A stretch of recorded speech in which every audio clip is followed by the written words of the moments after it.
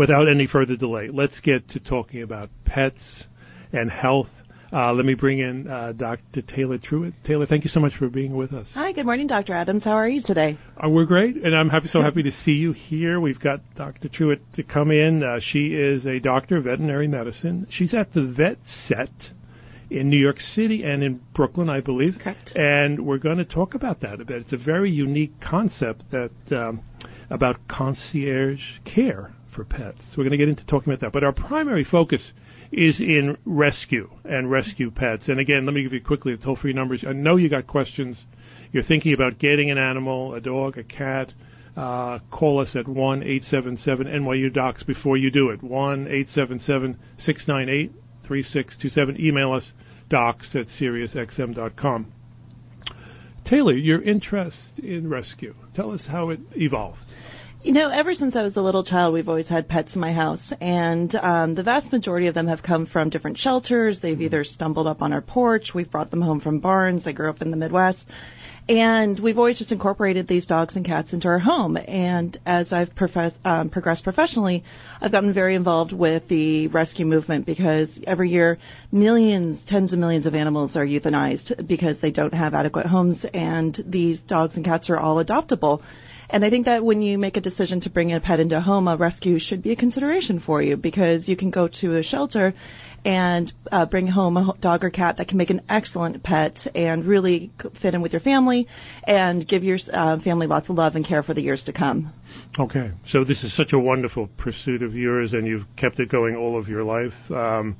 Are there problems in this area that you want people to know about? I wouldn't call them problems necessarily. I would call them concerns and just things you need to go into with your eyes wide open. Anytime you bring any new pet into your home, let it be one that you purchase or one that you adopt, it's a life changer. You are now responsible for something that is going to rely on you for its food, its care, its love, its mental stimulation.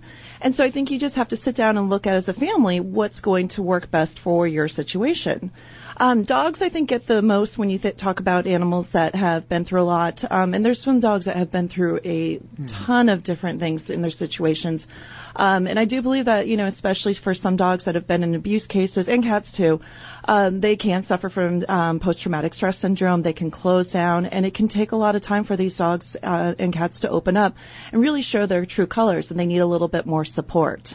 Okay. We're going to get into talking a little bit. I'm going to ask you if you would prepare the home any differently for a rescue versus a dog you're getting from a kennel. But we have a caller on the line. We have Virginia in Florida. Great way to get the show going. This is Dr. Frank Adams on SiriusXM 110, Dr. Radio.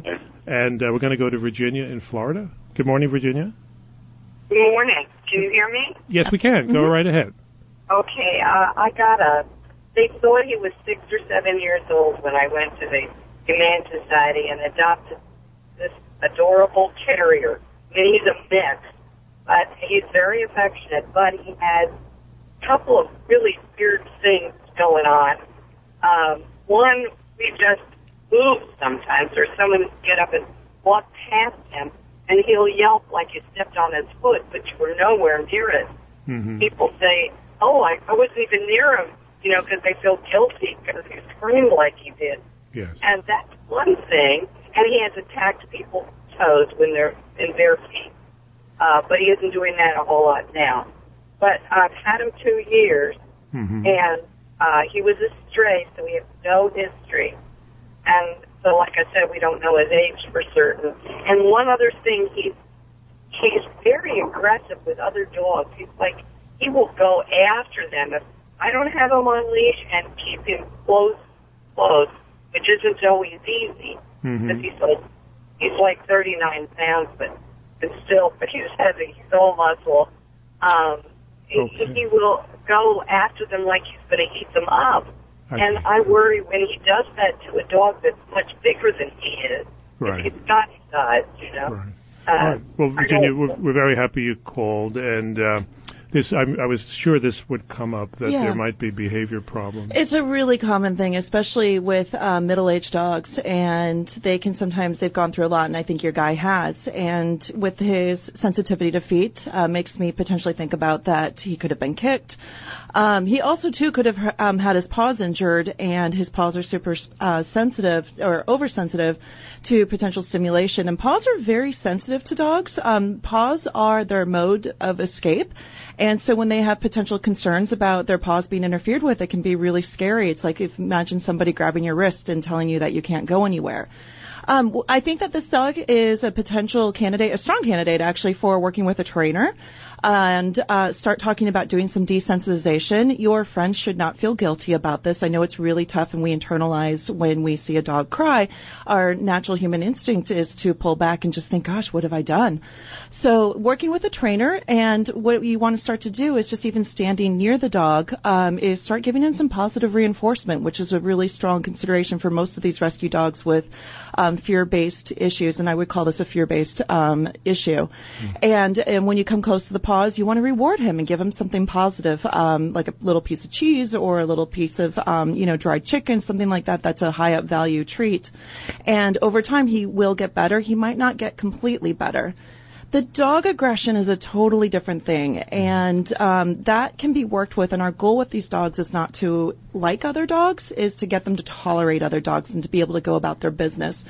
And again, this is a situation where bringing in a trainer to work specifically with your dog, and you can talk to your local veterinarian. A lot of the local humane societies, too, have trainers that are really well adapted to working with these types of dogs, because that's their specialty, is getting these dogs who've been through something beforehand and getting them stabilized into their new homes. And so I would encourage you to reach out. One last thing on the walking with your dog, and I know it's scary when you've got a big dog and he becomes aggressive. You can try different harnesses, which can give you a little bit more control. And there's also something out there called the Yellow Ribbon Project. And what this is for dogs where if you don't want other dogs coming near your dog, we're trying to get the word out, you tie a yellow ribbon on your leash. And this is a way of just saying from afar that please don't come near my dog for whatever reason. Yes. And on this case, it would be because your dog is a little fear aggressive. I don't think it's aggression based to anything else other than fear. He's just scared that something's going to happen to him again. And we just need to build up his confidence. Okay. Virginia, I know that's going to be helpful to you. We really appreciate your interest in the show and calling. Here are the toll-free numbers for everyone out there listening, and whoever has a rescue, thinking about getting a rescue animal. We have Dr. Taylor Truitt with us to help you, guide you. 1-877-NYU-DOCS, 1-877-698-3627. Our email address, again, docs@SiriusXM.com. You'll find us on Twitter at NYU-DOCS. That's a wonderful idea. Wow, that's terrific about the yellow ribbon, because, a dog might have had surgery and the dog might have an infection, and you don't want another dog coming by, and just having that ribbon. If everyone knew about this, I hope everyone's listening. If you see a yellow ribbon, it's just not the day, not the time to approach the other dog. That's wonderful. Taylor, medically, and that's your specialty, of course, should you expect medical problems because it's a rescue? I think anytime you've got a dog or a cat, we talk so much about dogs, and I think it's because we see the dogs all over the place. But when they come out of a shelter, they've just been through probably one of the most stressful situations in their life, and we all know that stress leads to a compromised immune system. You've also got a lot of dogs and cats packed into a small area, so just like a preschool, a lot of them can come out with an upper respiratory infection, and we need to address that. And then there's other things that can become unmasked. Sometimes with middle-aged or older dogs and cats who I think make excellent pets, especially if you don't want to deal with the chaos of a kitten or a puppy. Sometimes they do have things that as they start settling in, we do unmask them. Some dogs, they can come out with urinary tract infections. Cats can also have lower urinary tract issues too. It doesn't mean you shouldn't adopt them. It just means that this is something that we sometimes have to deal with. Oftentimes too, with dogs and cats, these shelters, they're running on a string and a prayer, and they don't have the money to be able to put all the diagnostics antibiotics, all the vaccines into what might be suitable for your particular pet. Some cats, if they're going to go outside, they're going to need additional vaccines. Some dogs, based upon lifestyle and where you live in the country, they're going to need additional vaccines too. Heartworm disease is prevalent, and sometimes the shelters just don't have the money to test for it. And so I always recommend when you first bring home a dog or cat is that you need to have them have a checkup, because then we can really hone in and get some personalized care in. At the vet set, we definitely believe and we support rescue groups, and we offer discounted examinations to animals that have just been adopted, because we want to get them settled into their homes and uncover anything that potentially could be a hindrance to their personal growth and their new families. So important, and it's a wonderful point that Dr. Truitt made, that the shelter, and God bless these people who take care of these animals, but they don't have the funds to do a thorough medical exam. So scheduling that first medical exam, so important. It's important. And a lot of times people, too, they've got behavioral concerns, questions about how to get them housebroken, how to get them litter box trained. And your veterinarian's going to sit down and really take your time to give you a consultation on what's going on with this particular pet and what to expect and how to get them settled in. And I really think the first month is critical for these rescue pets. A lot of them, they come out and they're shell-shocked, and they take some time to get them settled in. My parents out in California, if you're listening, hi, Dad, they just recently adopted a little terrier cross, and they have been working with him. In his first month, it was tough, and now he's opening up and he's becoming a really joyful member of our family, and it's great to see him, but it takes time. It's 3:15 out there, but I bet your dad is listening. We love everyone listening to Dr. Radio. This is Dr. Frank Adams on SiriusXM 110. It's our Pets and Health show. We do this the first Tuesday of each month. So you're not going to hear much about lung disease unless it's a lung problem with an animal today. And Dr. Taylor Truitt of the Vet Set in New York City and Brooklyn is here with us talking about rescue. So I know there are people out there thinking about rescuing and adopting, or people who have done so. Call us at 1-877-NYU-DOCS, 1-877-698-3627. We'll answer all your questions. You could also email us at docs@SiriusXM.com. And as soon as I said that, an email popped up from Wesley. Wesley says, good morning. He loves the Pet Show. Very timely topic. My wife and I are thinking of adopting a rescue Labrador Retriever as a first pet. I heard you talking about possible behavior issues, more worried about aggression and biting that they may have, and we are concerned as we also have a 5-year-old son. Do you have any advice for us? Labradors are great family dogs, and they are the number one breed in America for a reason. They also have a ton of energy, and I think, a lot of young boys growing up would appreciate to have a Labrador to troop around with. So the first thing is, let's talk a little bit about choosing the right pet for your family. Labradors, they need a lot of energy to be burned out. They need to go running and play around. They're intelligent dogs. They love to be trained. So when you talk to the different rescue groups, there's breed groups. If you're looking for a purebred dog, you can still find a purebred rescue group. You just have to go to the Labrador Retriever group, or say the Golden Retrievers, the Bulldogs, what have you. All the different breeds out there have rescue groups that are dedicated to that particular breed. But because of these breed groups, they oftentimes, too, have a much better idea of the personality type of these particular dogs. And some of them, they know that this particular dog cannot go to a home with children. Oftentimes, they know why the dog was surrendered, and so you can get a little bit more history on them. And so when you talk to these breed groups, you just have to be up front that you have a 5-year-old son, and they're going to ask about that. They're going to ask about your yard situation. And they're not going to place a dog with you that has potential problems to not be around children.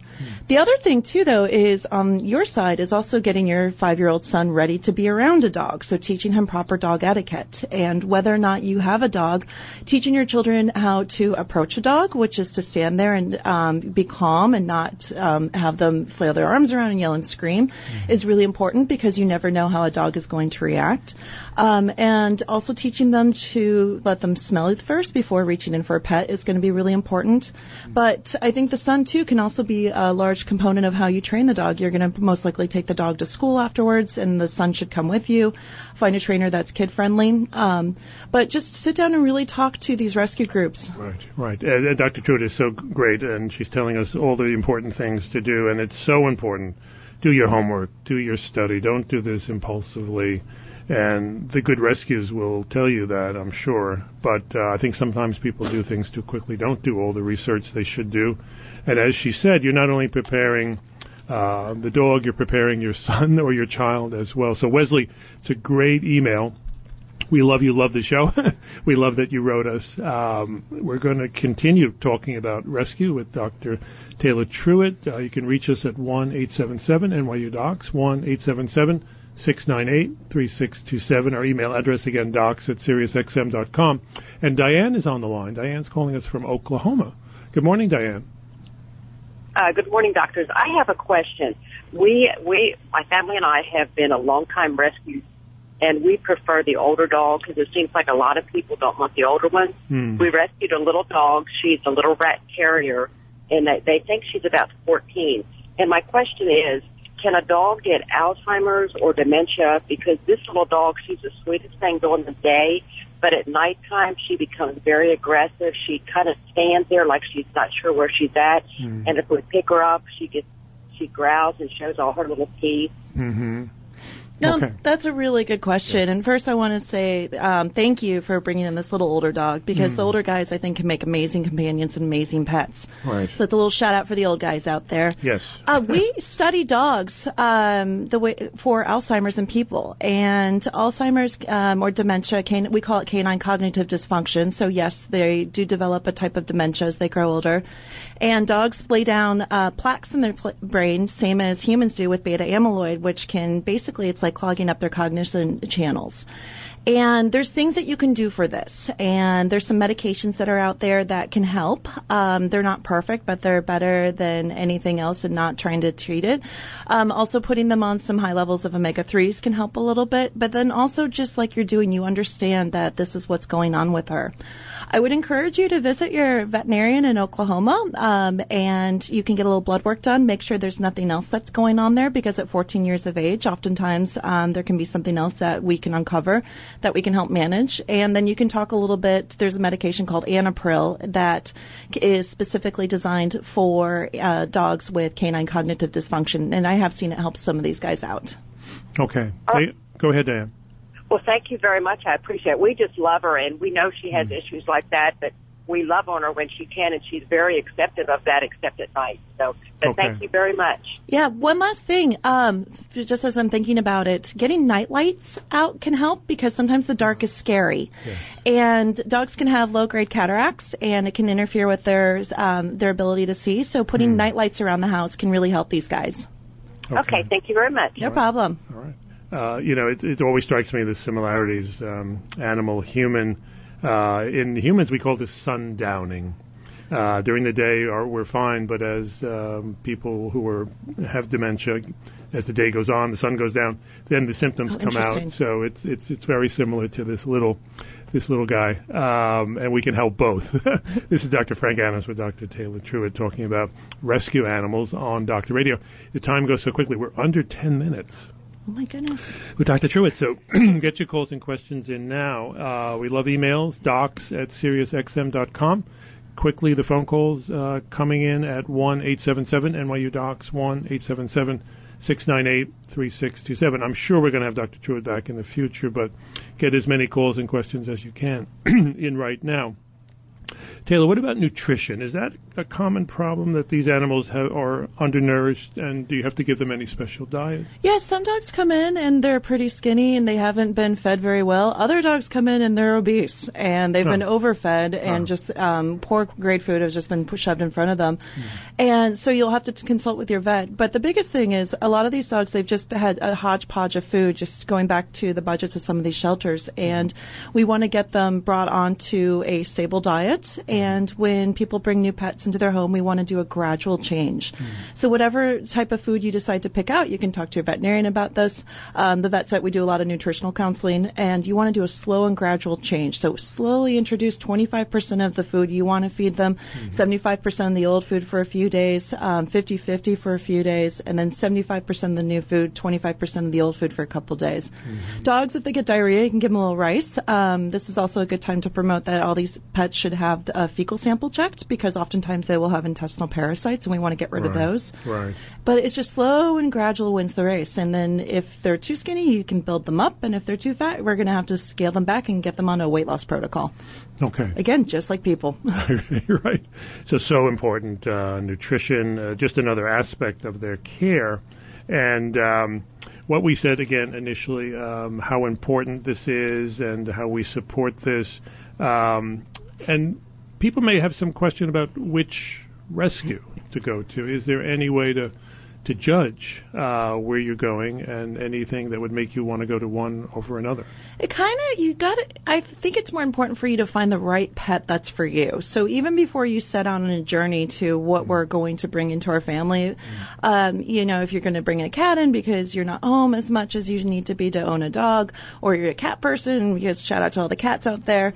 Right. But you need to decide what pet you're going to look for. And then after that, you can kind of hone in your search. There's different ones for different breed groups, so older ones, middle-aged ones. There's the big shelters.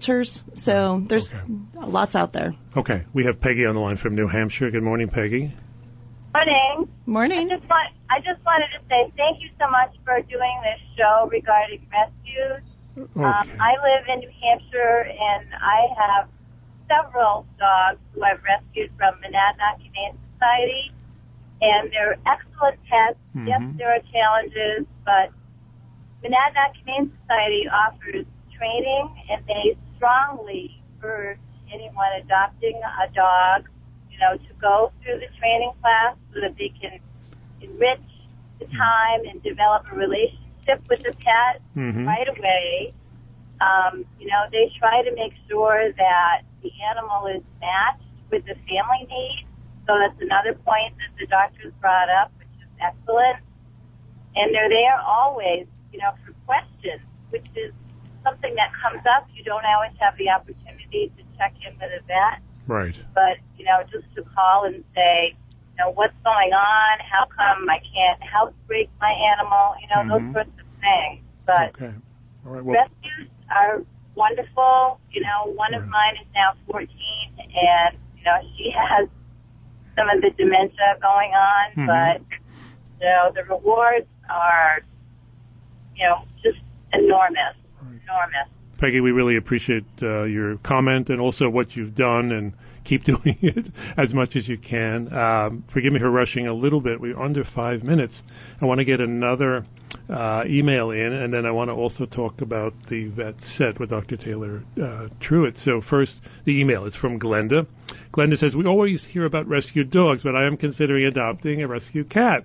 I'm so happy, Glenda, you wrote this, because we always feel we're not giving enough time to cats. She has two kittens. She had two kittens as a child, and she's just wondering how I should consider approaching this, as cats are very independent. Some cats are very independent and some are very social, and you can go in. Excuse me. That's right.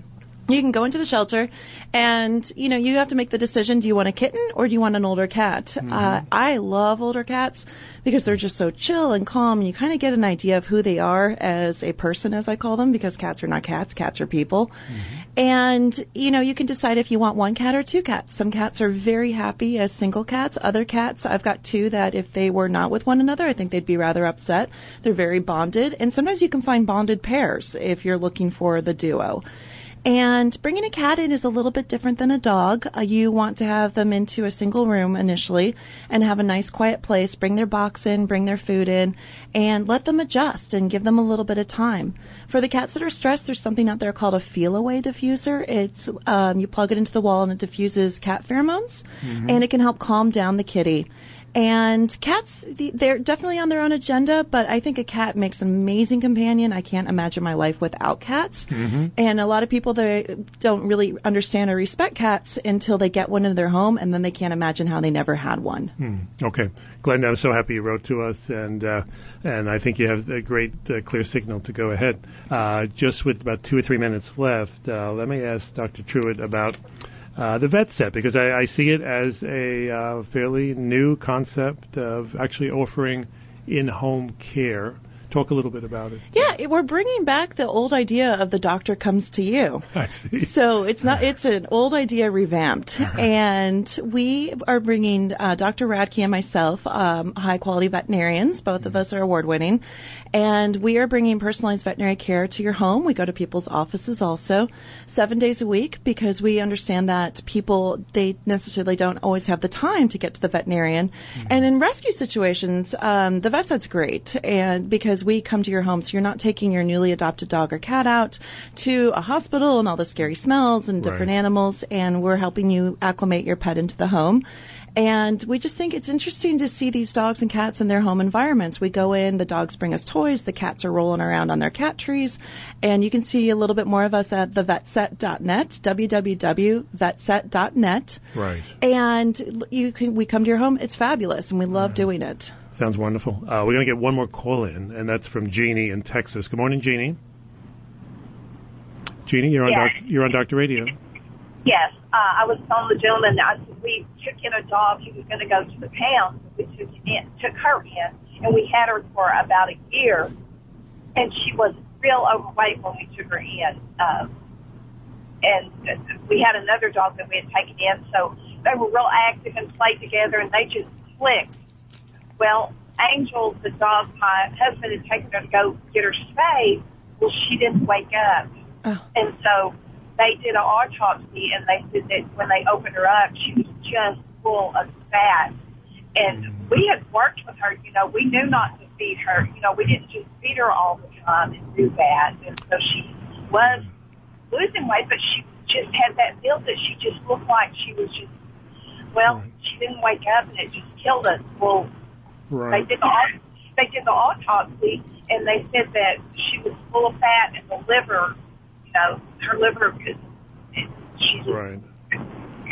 All right, Jeannie, I think we're breaking up a little bit. Our time is running by, but this is actually what Dr. Truitt was saying a few minutes ago, that although I thought all these animals might be underweight or undernourished, some of them, I guess because they have had no activity, or sometimes could be that obese. Oh, yeah, or they could have underlying endocrine disorders. And so this is one of the reasons why your veterinarian will recommend doing blood work prior to surgery, is because they can't tell us how they're feeling. And perhaps, maybe this happened, but you can find out that they had some changes with their liver metabolism, screen for thyroid disease, which is a really common disorder for dogs that can't lose weight. They become hypothyroid.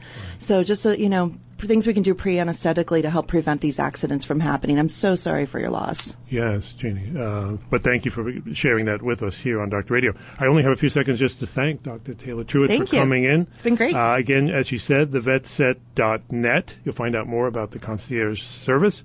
And I know we're going to have you back. Thank you so much. Thank you so much, Dr. Adams. Have a good morning.